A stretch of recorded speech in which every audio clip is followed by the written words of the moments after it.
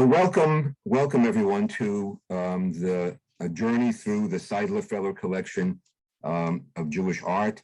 I want to say a few words before I begin to take you on the virtual tour and give some framework for understanding why I think Jewish ritual creativity, why the beautification of Jewish ritual is so important. In number one, there are many who think that there was no artistic tradition in Judaism and that beauty is not a value. We're going to see a text that really emphasizes the importance and the significance of that beauty. I also want you to get a sense that by beautifying the ritual, we make it more meaningful.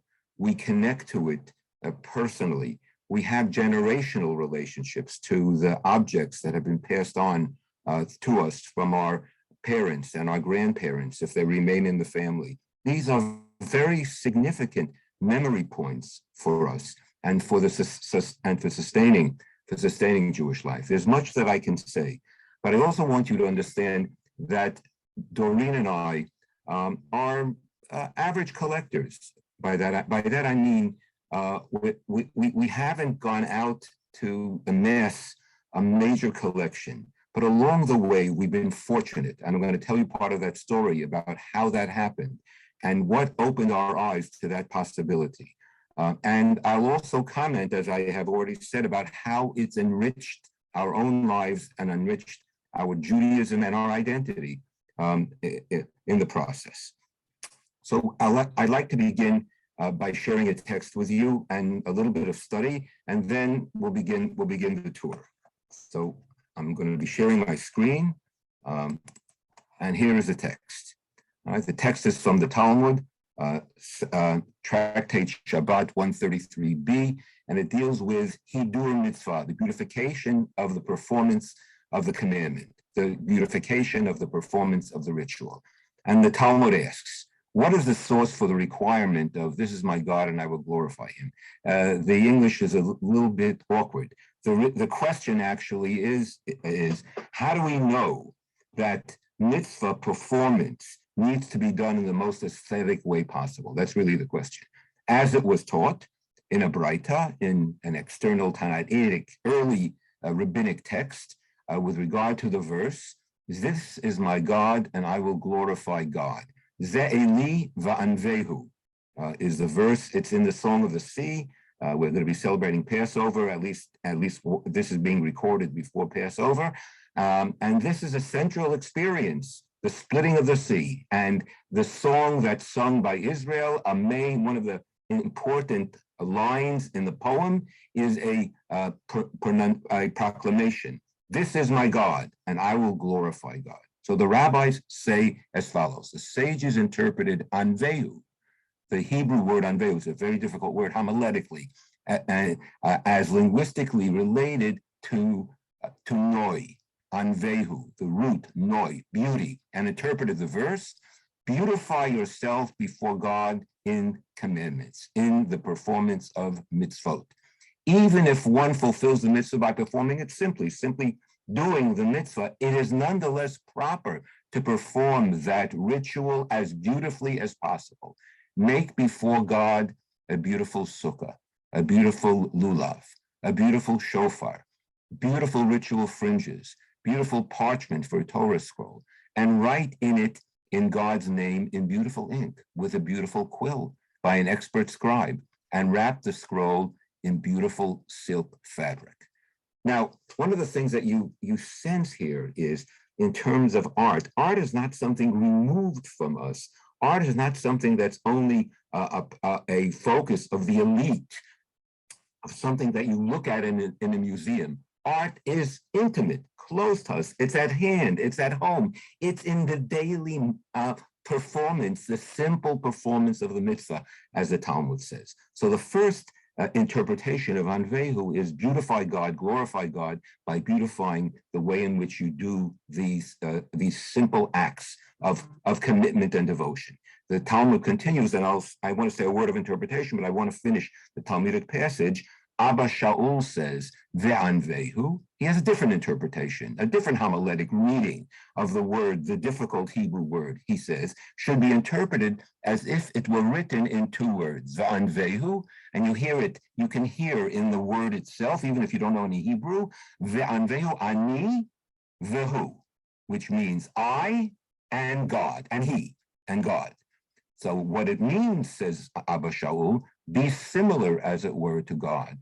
Just as God is compassionate and merciful, so too should you be compassionate and merciful, etc., etc., means you have to emulate the moral qualities that have been designated as dimensions in the Torah, by the way, as dimensions of God, and elaborated by the rabbis as 13 principles of ethical principles that we have to aspire to. So I want to relate that Abba Shaul's teaching to the prior teaching and summarize this passage in the following way. Number one, glorify God by beautifying the performance of the mitzvah.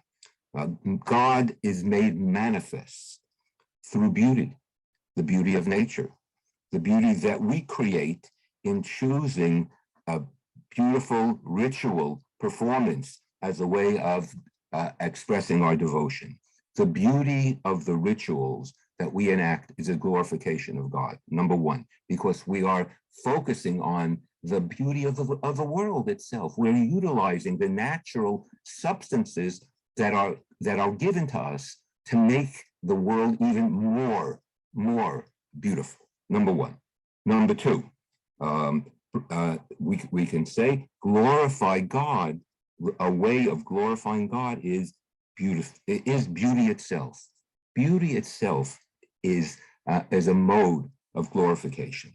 And number three, Abba Shaul adds, and very, very, very significantly, what Abba Shaul says is that God is no longer manifest in doing miracles in the world.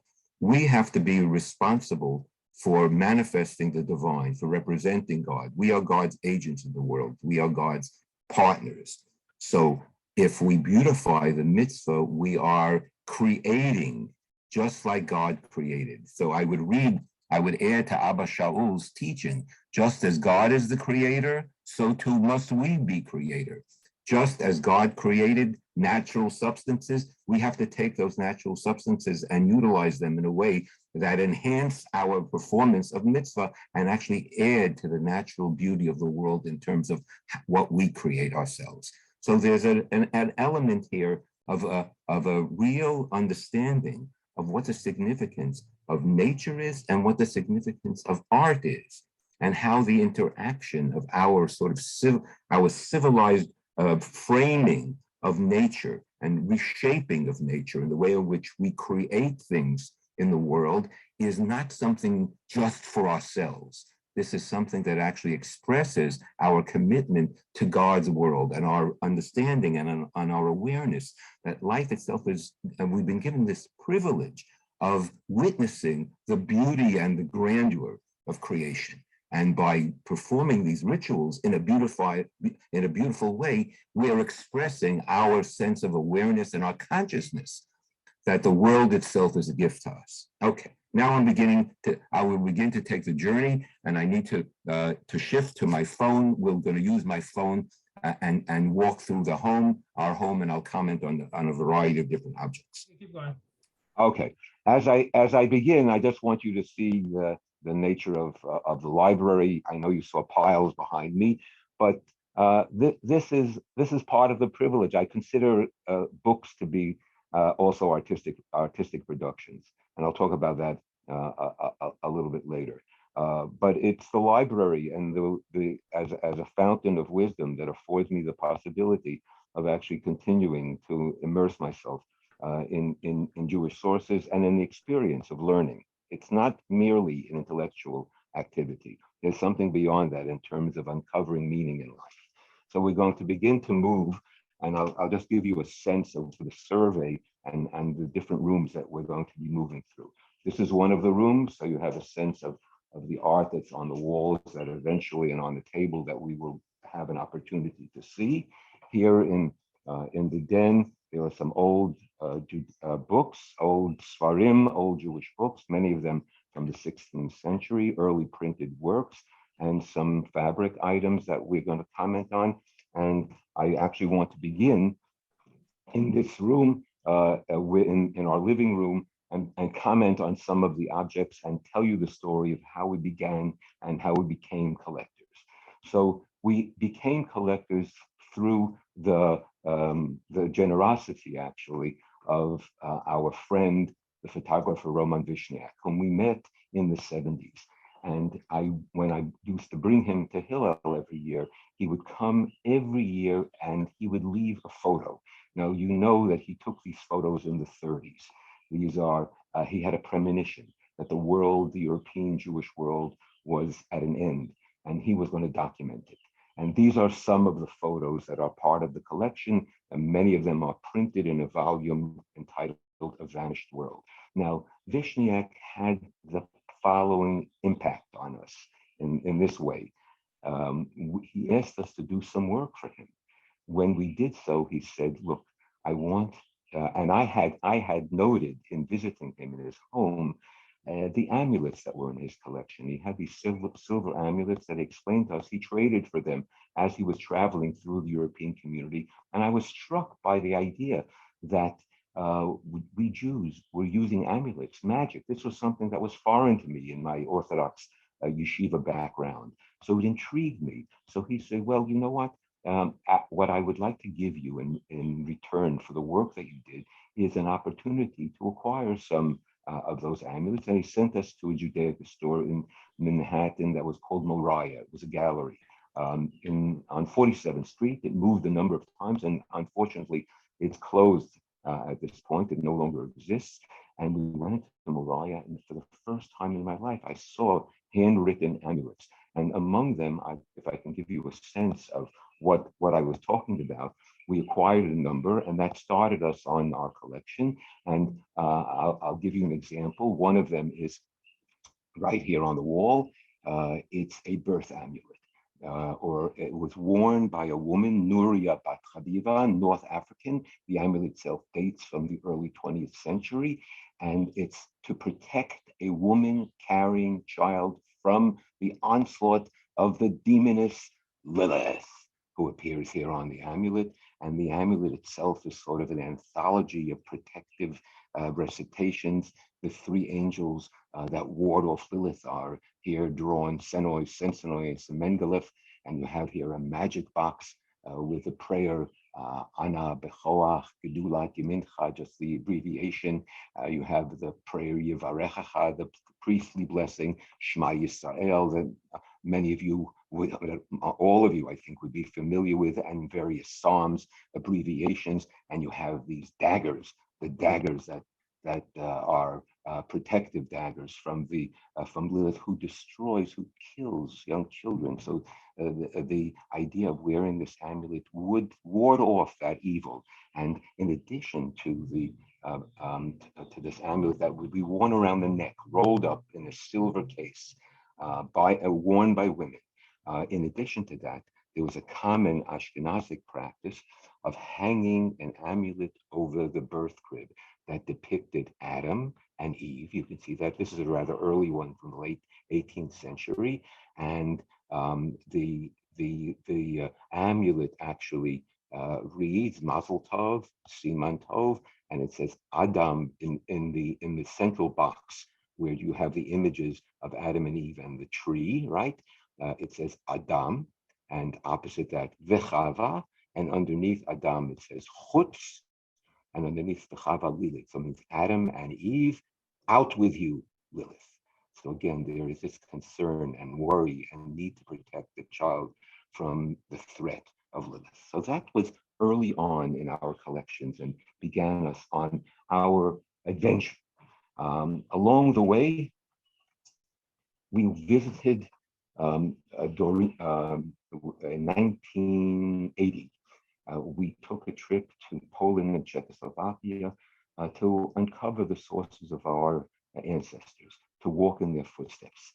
And in Doreen's great grandparents' hometown, Kolin, about 40 kilometers east of Prague, we entered a synagogue through the offices of a high school teacher who every year, every summer, was taking his students to renovate the Jewish cemetery. He was a righteous man, and he had the key to the synagogue. He walked us into the synagogue, which was in complete disrepair, holes in the ceiling, water on the floor, prayer books dirty in dirt, and lying on top of a pile of prayer books and filled with ash and with soot was this parchment shiviti.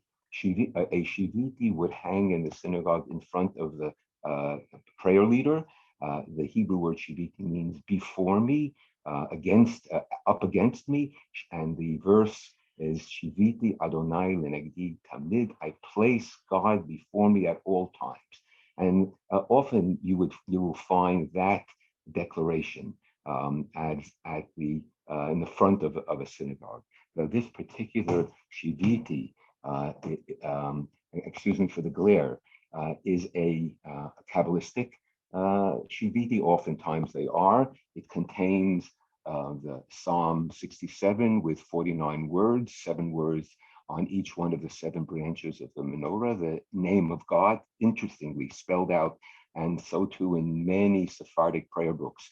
You can see the interlacing of every other letter. Yud, Hey, Vav, Hey, look to the right.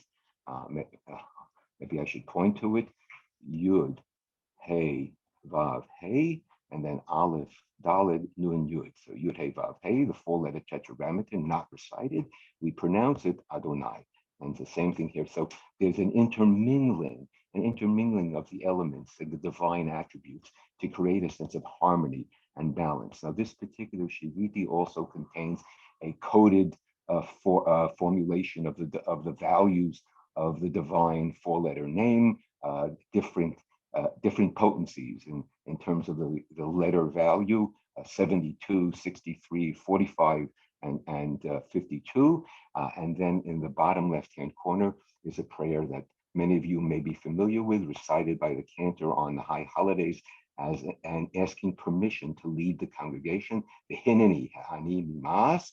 And then to the right is an interesting recitation, difficult to read. We had this cleaned actually professionally, and this is the best that could be done without ruining the parchment, which is dated, we think, because there's some stains here, but we think it's dated 1792, so it's pretty early.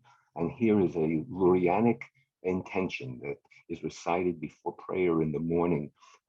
Isaac Luria, the Sapphic Kabbalist of the 16th century, formulated the following meditation.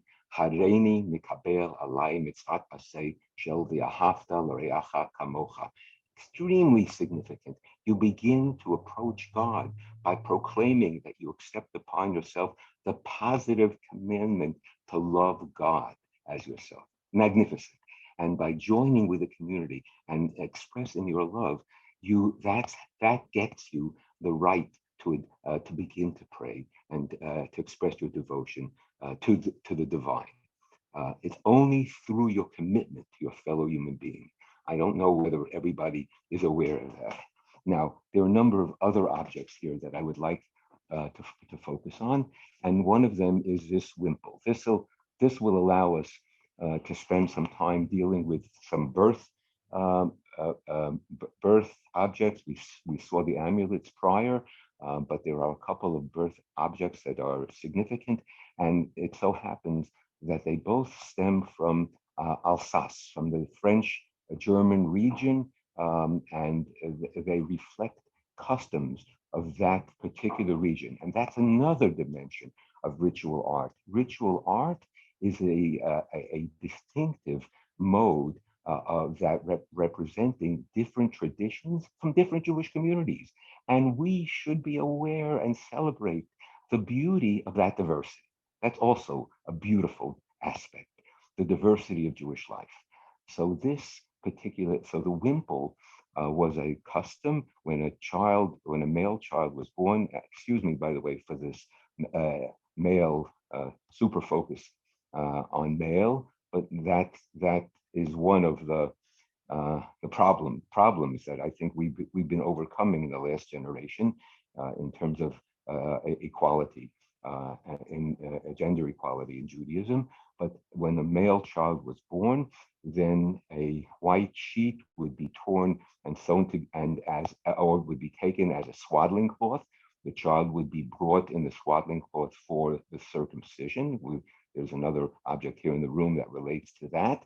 And following the circumcision, they would cut the cloth and sew it back together in this length, and it would be used as a Torah binder on various occasions, including perhaps the child's bar mitzvah and maybe other family occasions. We actually have made a wimple for the birth of our son. It hangs upstairs, and we used it at his bar mitzvah, and we hope to use it at other family occasions. Now, this one in particular, this Alsatian Torah binder, right? You see here, it begins with the name of the child. Yisachar, so-and-so, was born on such and such a date. It tells you the date, in the Hebrew date, the year, and then is the blessing. God shall, Hashem yigadlehu l'Torah u'l'chupal l'masim tovim. This is the greeting, the blessing that we all proclaim at a circumcision when a new child is born, that the child should be raised to a life devoted to study of Torah, to a life, to a family life, chuppah, and masim tovim, to good deeds, to a life, to an ethical life. Now, what's interesting here and what I want to point out are the colors and the presence of this French soldier carrying a French flag. Now, what is it doing in this wimple? You do have on the bottom of the wimple all the zodiac signs, which appear often in Jewish ritual objects, especially related to birth, but elsewhere as well. And that also sort of shatters the myth about the Jewish connection to the world that sort of touches on magic.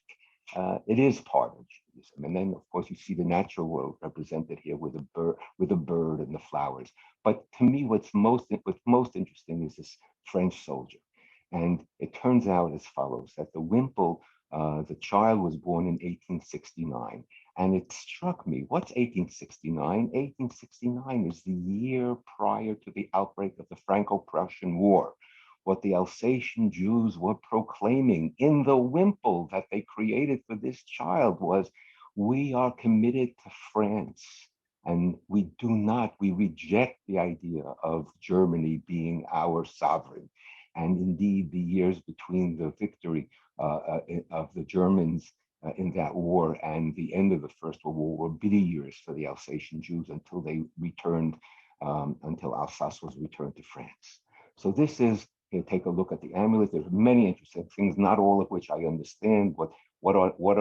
What's this gathering of people? What are they doing? Are they discussing their war plans? I have no idea. That's amidst also the instruments that are here depicted. It's a fascinating piece in terms of the range of objects and beauty that is depicted. Now, the other birth piece that I think is very significant here is this Elijah chair. This is also from Alsace, an exact, it's not a copy, a parallel, a partner piece exists in the museum in Strasbourg, and the pillows are rather new, as you might imagine, but what's carved into the chair on the right chair, it says Zahakisei Shel Eliyahu. This is the chair of Elijah. And on the left, Zot Briti Asher Tishmoru. This is the covenant that you shall guard, that you shall observe.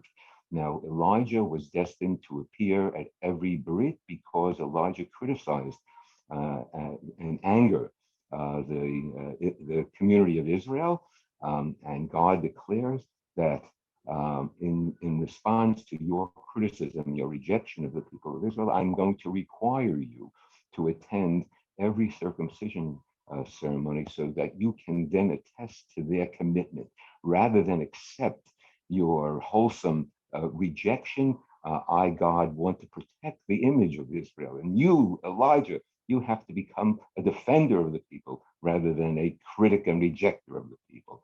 So Elijah then is called forth to appear at every circumcision ceremony. Number of other objects, and we'll move from this room in a moment, One is this Torah mantle. Torah mantle is from 1757. It's a typical Bohemian, that is a Czech Torah mantle that you might see other representations of this Torah of this pattern, with same coloring or different coloring in the museums, in the Jewish Museum in Prague. And of course, this is part of our association with Doreen's mother was born in Prague, and we sought this piece as a way of expressing our connection, our familial connection to a tradition that emanated from Central Europe. This is a Torah ark with a small little Hasidic Torah that it contains. You can see here in the ark itself. I'll relate a story, which is the following: that I often buy some of these objects at auctions, and I was on the phone with the auctioneer when this Torah was being auctioned, and I was also meeting with a student. I got a call from the auctioneer, and I told the student to please hold a second, and I was bidding, and all of a sudden, in the middle of the conversation, the auctioneer tells me, "It's yours." And the only thing I could do, I was so overcome and overwhelmed that there were tears in my eyes. I had to explain to the student what was happening, but the very notion that we could actually bring the Torah into our home and create a little space where actually I pray every morning. And so this sort of spiritual place that has been carved out in our home, that's a corner of meditation and devotion. It's a real privilege, and that's what I felt. I felt that moment, and I hope that the student understood what was happening to me. A couple of other items. One is this Torah crown. Now we went to see some more silver objects, and by the same artisan. His name was Ludwig Wolpert. Wolpert was a German Jew trained in Bauhaus style, who went to Palestine, was among the founders of the Bezalel workshop in Jerusalem, and then went to the Jewish Museum in New York, where he created the workshop where he did most of his work. And he left a grand legacy.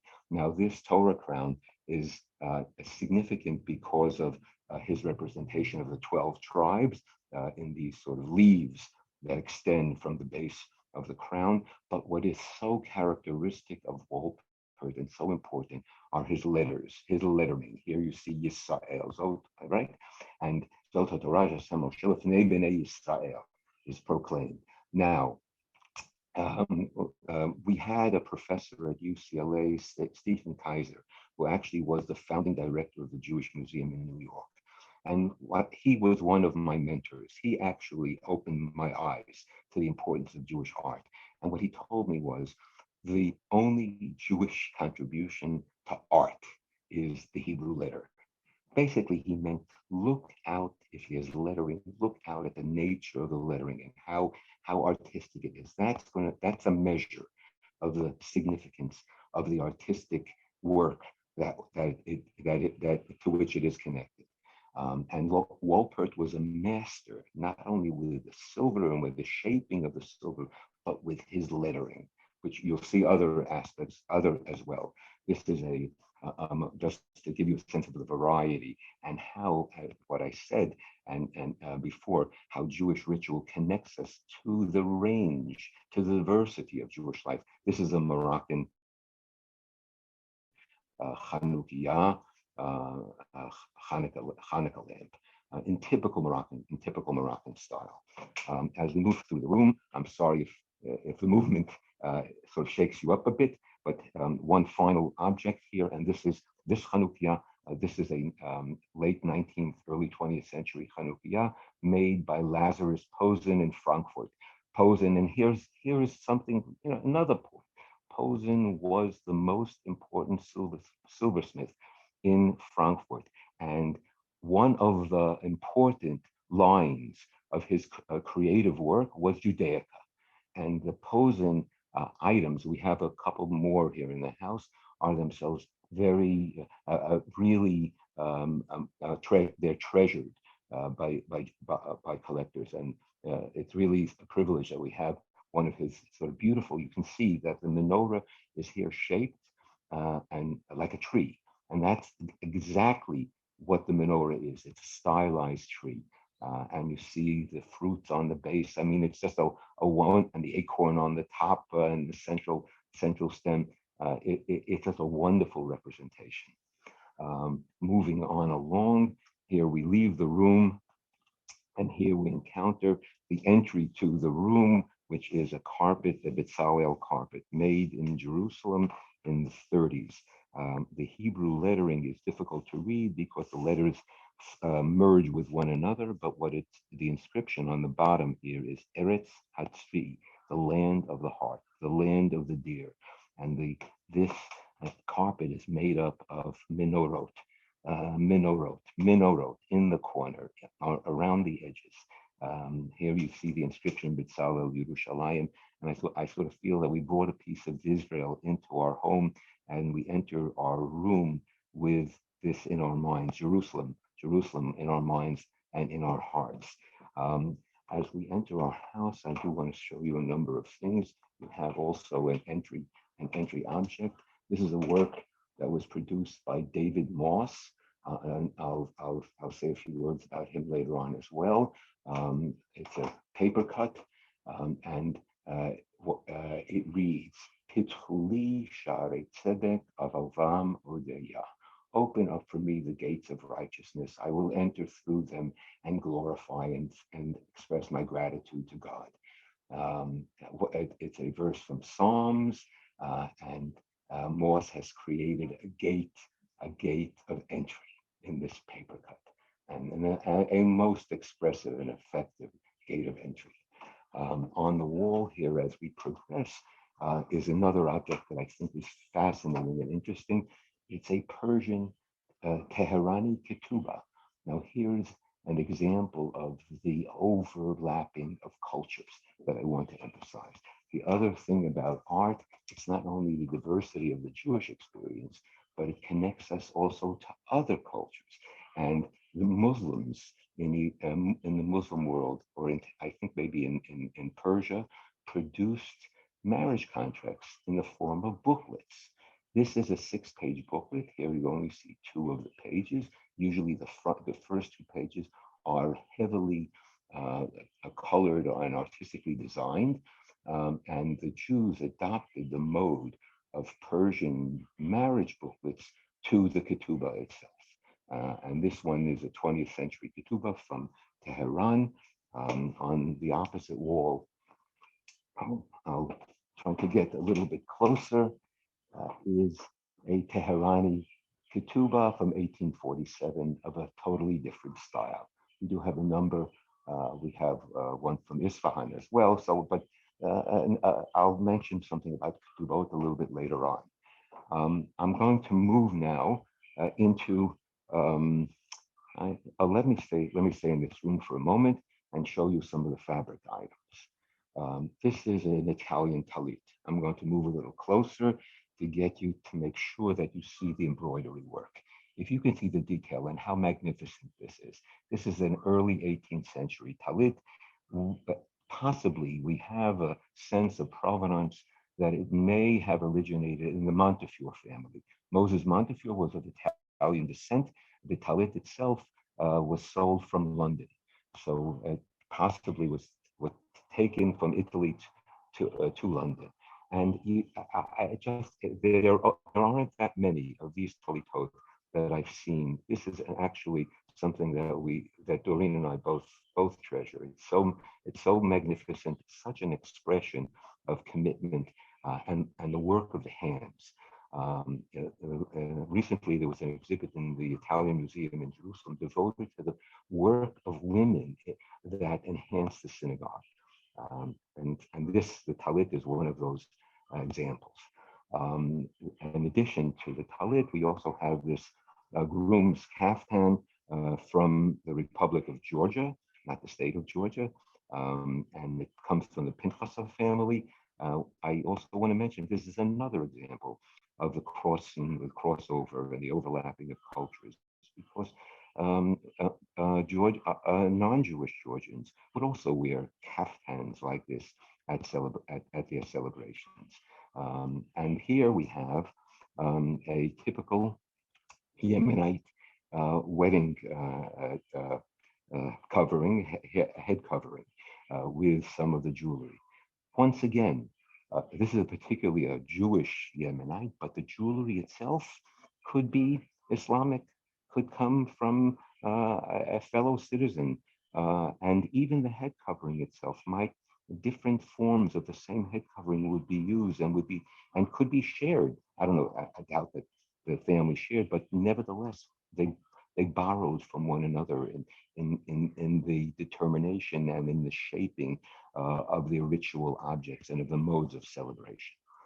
If we have time, we'll return to this room to see some of the books that I've taken out that I think are significant. That we should actually, I'm going to take a few minutes for the books right this minute, and we'll end in the other room.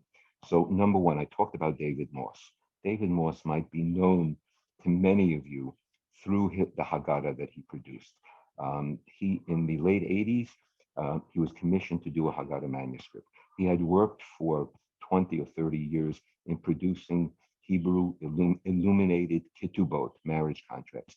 He single-handedly revived the art of illuminating marriage contracts. He did our ketubah in 1975 when Doreen and I were married.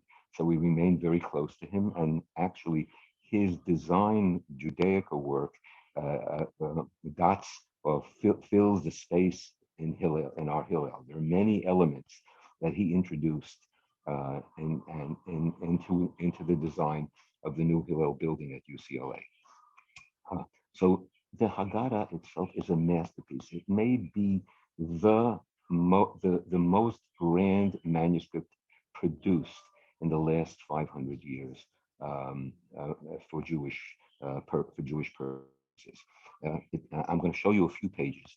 This is the title page, the first page. And what Moss has done here is draw a tree of life with 10 branches, which represent you could say the 10 emanations, mystical emanations, and God's gradual evolutionary emergence into the world, right? The tree is growing, so God is growing into the world that way, but it also has 3 branches that are at the base and 7 branches upward. That's a 7-branch menorah on a 3-fold base, as described in the Torah, and the branches are full of pomegranates, which their seeds are symbolic of the plenty, of the abundance of life itself and creativity, and of the mitzvot, of the commandments, and the abundance of opportunities to serve God simply by glorifying the world and its beauty, as we said earlier. Now, what Moss has done here, which is so striking. So first of all, he's placed the tree into these corner holders, as if this were a photo album. And what he's done in between the corners is in micrography. This is micrographic writing. He has written the text of the entire text of the earliest known Haggadah, which is somewhat shorter than our Haggadah, but the entire text is written here on the title page, as if to tell us the following. So significant, so profound, that is the teaching that the beginning of the idea contains the root of the idea, already contains the entire product as the emergence, as it emerges gradually. So it's seeded. The seed of the idea contains the fruit itself. And so the first title page, Sof Ma'aseh b'machshava tchila, the end of the act is in the thought at the beginning, right here at the beginning of this Haggadah. Two more examples of Moss's genius, creative genius, and playfulness. We know the famous passage in the Haggadah: in every generation, one has to see oneself as if one left Egypt oneself. And here you have the mirrors that show you yourself, but more significant, but I think additionally significant is the fact that Moss has drawn men and women in period costume, reflected in each other's mirrors so that they actually come together. And when you look into the mirrors, you actually see yourself in every generation, literally, because you become part of the representation of the different dress of each generation. Behold, or vador. So art allows you to enter into history itself. And here, the last page I'll show you is the Psalm 114 recited in the Haggadah when Israel left Egypt. So what Moss has done here is he's drawn 600 figures on 2 pages because the Torah claims that 600,000 Israelites left Egypt. But so playfully and significantly, Moss has drawn the 600 figures on a clef, on a musical clef, so that so if you draw your hand down the page, you can actually feel the lines on which the notes are written. And it turns out that every person who's depicted is another note for a Hasidic tune that can be sung for Psalm 114. So the people leaving Egypt are represented as a life force, actually singing the psalm that they're drawn upon to decorate. Right, so that's just a taste, a little taste of the Mos Haggadah. There's a whole volume that explains all of the art in the Haggadah and it's an educational experience to read through his suggestions. And Moss, of course, in his playful mode, has told us that he has placed and hidden afikomans in the Haggadah, and one can search for those afikomans, which is and he actually provides some hints at how to find them. Now, this Mos Haggadah is available in a number of editions. This is the facsimile that was produced of the manuscript. There are 500 copies of the facsimile that are produced in an artistic version, and there's a print edition that's open on the market for a couple of $100. If you're interested in the Haggadah, it can be purchased through Beit Alpha, I think they spell it Beita Alpha. Their office is in San Francisco. Moss himself lives in Jerusalem. I don't want to forget, but I want to tell you that if any of you want to communicate with me, since this is not live and you can't ask your questions, you can do so by sending me an email at chaimsf@ucla.edu, and I'm sure the center will provide you if you don't have my contact, and include in your email the telephone number, please, and I will respond. Thank you. So in addition to this Haggadah, there's one other Haggadah I want to show you. Again, cultural crossover. This is a Haggadah produced in Basel in 1812, not so old, but the printer was looking for engravings to include in the Haggadah, and he came upon a Bible that had been printed in Basel about 100 years earlier, I think in a century before this printing, and he just drew all the engravings that depict the Exodus, that were in the Exodus story in that particular Bible. And what so happened to be adapted into this Haggadah is this picture of the Seder. But if you look at it closely, I think any of you can recognize that this is a Seder with Jesus conducting the Seder with the apostles. And it found its way into a classical, traditional Jewish Haggadah. Art is itself a unifier and brings cultures together. All right, and one can smile when one sees that. Now, this third volume here on this chair is a copy. It is an edition of the first edition of the Talmud that was produced in Venice in 1520 by the printer Daniel Bomberg, who, by the way, was not Jewish, who came from Antwerp, and opened up a press in which he produced beautiful, beautiful Jewish books. And believe me, the people who bought these books were of a wealthy class to afford the work. The letters that Bomberg produced, the Hebrew letters, with his printer, he was with his rabbi who worked with him. And these letters obviously were knocked out in lead, and they were so they were so valued that 200 years later in Amsterdam, when books were printed on a beautiful press in Amsterdam, on the title page, it would say Ba'otiot Bomberg, with Bomberg's letters. Now, what's important about Bomberg are not only the books that he produced, and they are, each one of them are valued treasures by collectors, is the fact that he and the rabbi who worked with him standardized the Talmudic page. This is let me see what Amud it is. Hold on one second.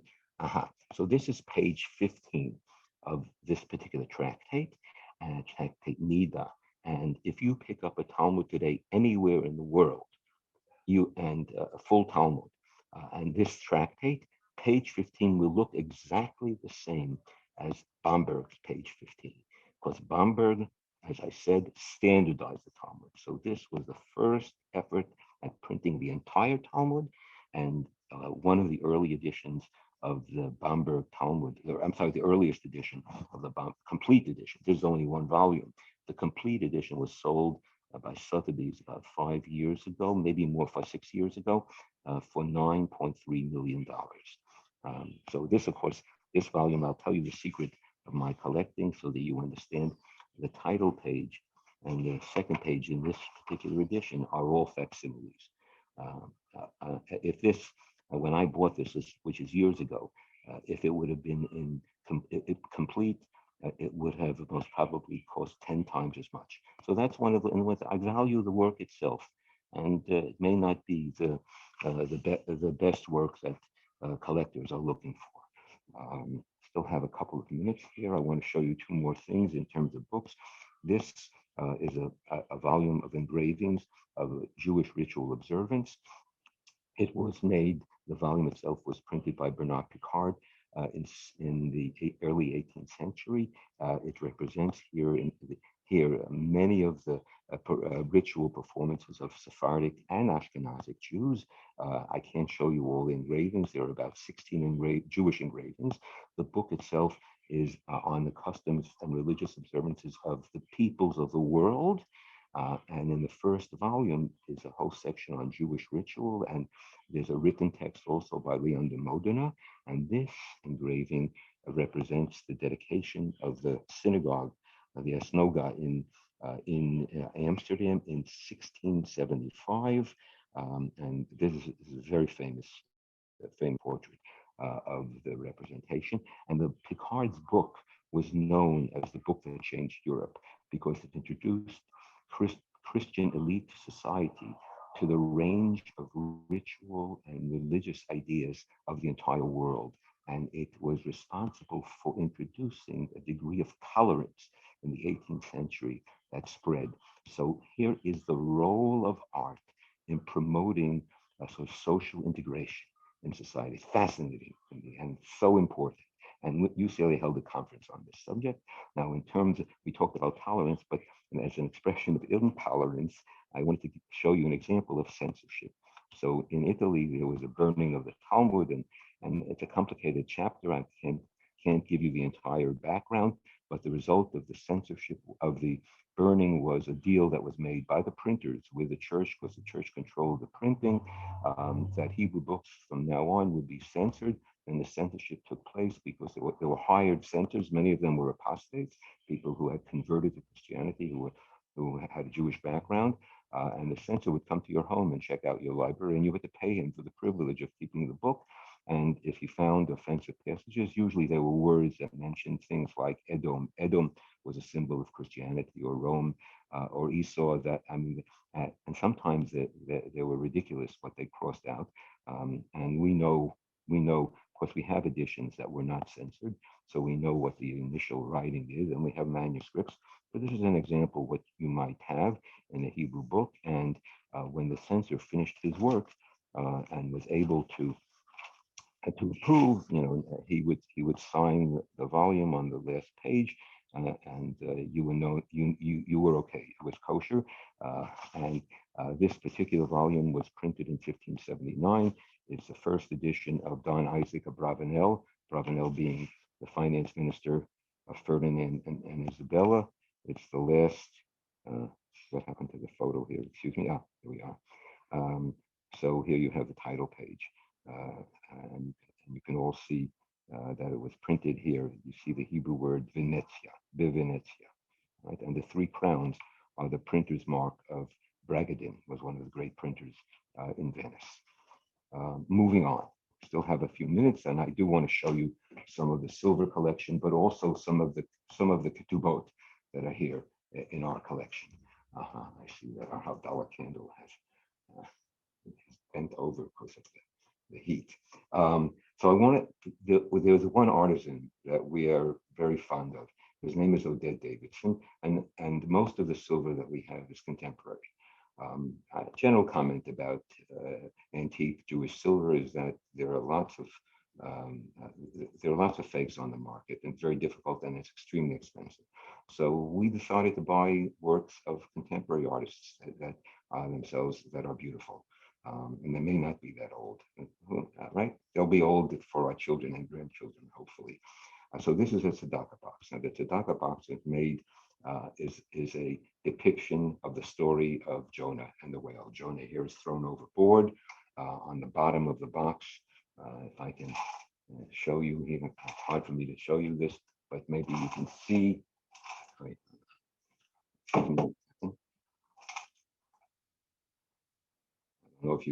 don't know if you can see this. Yes, here it is. You see the whale. The whale is what closes up the box itself and all the charity that's within, the tzedakah that's within, and around the base of the box is a story of Nineveh, Jonah, and the whale. Now, Oded also made here, I have for you some Haggadah elements. This is a spice box in the form of a theater. I thought it was so whimsical, so right? Haggadah is a theatrical performance. And the spices are contained in the box itself. There's an opening in the back and in the front. And then this is a candle holder. On the base is written Borei Ha'esh. And it depicts 3 stars, the people praying and looking to the heavens, etc., etc. Oded Davidson's work. One other piece of his that is a favorite of ours is his hand washing cup. And it works so beautifully because it allows us to, you can hold on to it. There's a verse inscribed on around the edge, lift up your hands for holiness. But I wanted to here to focus our attention on some of Wolpert's work I mentioned earlier. This is Wolpert's writing. This is a challah board. There's a wooden board inside. We use it every Friday night. The challah rests on the silver. We pull out the wooden board to cut the challah and then circulate around the table. The verse, the inscription is from a Sabbath table song, Mazon Mitzeda is Biel and Afshenu. Our soul is satiated by food and delights. You see, the object itself is so delightful and so typical of Wolpert to choose an unusual phrase to present on the challah board itself. This is another one of Wolpert's pieces. It's a memorial candle, and this is a story that I want to share with you because it's part of the story of our collection. This is an Elijah cup, but we had an idea when we first saw it that it would be great to utilize the Elijah cup at the birth ceremony of our daughter when the daughter was born.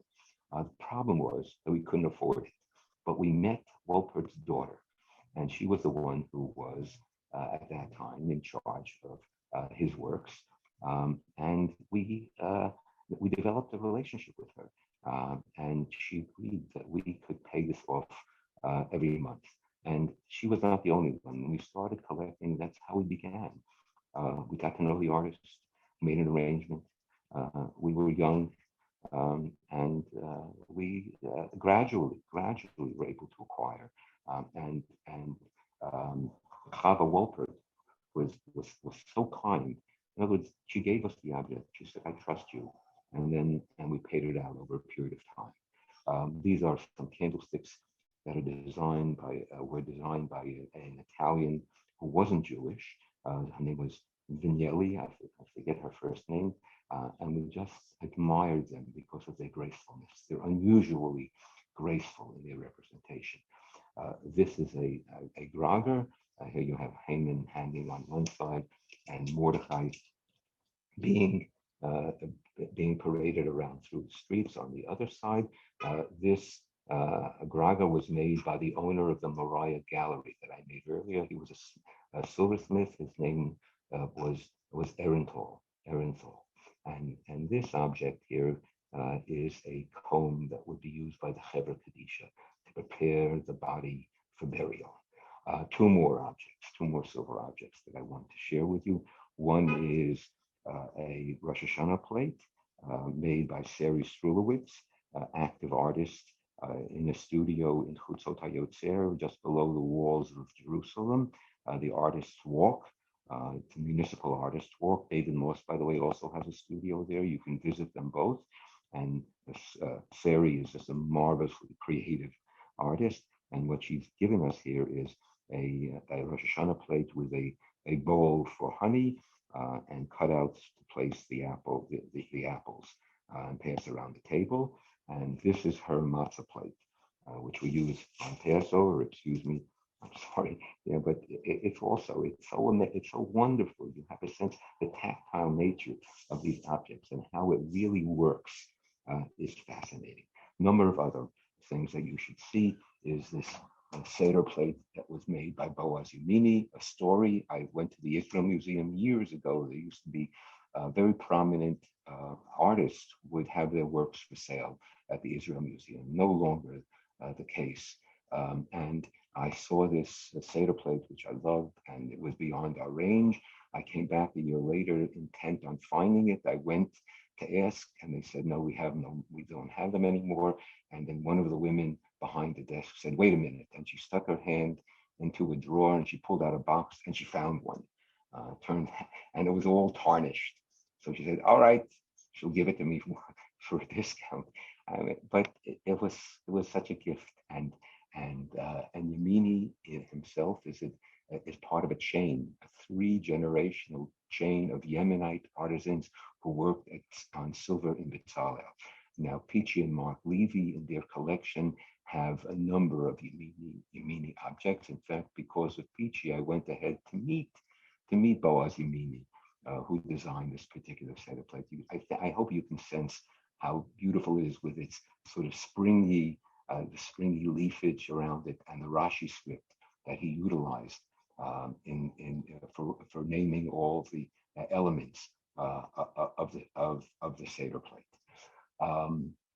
I'll show you here. Speaking about Passover, this is an Italian Matzah Raidler. It's what's used to cut the incisions, I guess, the little incisions in the matzah, and around the base. It's upside down here, but it says Pesach Matzah Maror. So this is a dedicated object for matzah. And up here, this is an Alsatian Pesach plate. I want you to see that because it represents a whole tradition of Alsatian artistry. I don't have much more time to show you that much more, but I do want to say a few words about the ketubot in our collection and then conclude. But first of all, to share with you this particular piece. This is a piece by David Moss, a more recent piece. It's a techina. A techina is a meditation recited by a woman when lighting candles. There are collections of techinos in Yiddish. They were written in Yiddish, and most of them were written by women themselves. This is a collection that was authored by Sarah Bas Tuvim, a very famous Yiddish techina writer, prayer writer. What's so striking about this piece is that Sarah Bas Tuvim in her techina compared the woman lighting Shabbos candles to the high priest lighting the candles in the temple. And that's why Moss drew a 7-branched candelabrum. That's the temple menorah with a 2-branched, two candles. Those are the 2 Shabbos candles. Now, all week long, the piece is dark. And on Friday, I light up the piece in anticipation of Shabbat. And below the techina, the petitionary prayer itself, is a dedication which says, which I found this again in an auction. Ishti hayekara, to my dear wife. Rabot banot asuchayo va'ata letakulana. Many young women have done majestically, but you have exceeded them all. With appreciation, with unbounded appreciation, Baalech, your husband. So this is our corner, our love corner, in a way, in anticipation of Shabbos. I think, again, ritual objects, ritual symbolism add not only to your religious life and devotion to God, but add to your personal life and allow you to express transcendent ideas, linkages, and connections that are profound and really deep in terms of their impact. The ketubah, speaking about intimacy. And here we see, this is an Italian ketubah from the early 19th century from Ancona. What's striking about this particular ketubah, aside from sort of its artistry and its design, is the two figures that are unclad, which is of some interest. On this ketubah, it's a figure of victory. Why was the figure of victory represented in a Hebrew marriage contract? Well, because the name of the bride was Victoria. So the overlapping of cultures, cross-cultural influence, including using figurative art is something that's manifest, that's represented in Jewish artistic reproductions. And speaking of ketubot, I do, because there are a number of them here. I'm sorry that I can't share too many. This is a Moroccan ketubah of early 20th century. We know the scribe, David El-Khayyam, our own Shalom, who has his PhD in art history from UCLA and headed for many years the art program, art history at the Hebrew University. So Shalom has written about this ketubah and about this artist. And what he did here is he added a number of clauses in the ketubah. And one clause on the bottom here, which is not found in other ketubot, is if the husband, in this case, wants to leave the city, Safi, where they were married and living, then he has to first get permission from his wife. So that was one of the reasons that motivated me to buy this sort of proto-feminist sensibility of the artist, plus the fact that on the bottom, in a totally illegible, but we know from tradition what was added, the groom added a number of clauses in which, as an expression of his love, he added some value to the ketubah itself, because he was enamored and committed and taken by his wife, by her character and by her beauty. And you see the design elements. We don't have time to get into them. Oftentimes there are coats of arms in some elite families. Verses decorate ketubot. I recommend that you look there are many volumes with some of the early Italian illuminated works. We happen to be, Doreen and I, in this way, Italophiles. The Italian Jews preserve the high quality artistic tradition, and certainly they were influenced by their surroundings. I hope that you've seen in all of this a bit of what it means to collect Jewish art, what it means to surround yourself with Jewish art, how it feels to the sense that I have, the privilege that I have to actually just to live in this house and to be surrounded by these pieces that connect me to Jewish history, that connect me to my family. I didn't show you the objects that were my father's. I used my father's. My mother gave my father a Kiddush cup it's here in the vitrine when they were married in 1940, and I used my father's Kiddush cup. So the objects have history. The objects have spirit. There's a spiritual dimension to the beautification of art. So I invite you all to participate in this wonderful tradition. That here I'll turn it around a bit since I'm talking to. Participate in this wonderful tradition and enhance your Jewish life with ritual representation. It's an expression of your seriousness, of your love of the Jewish life itself.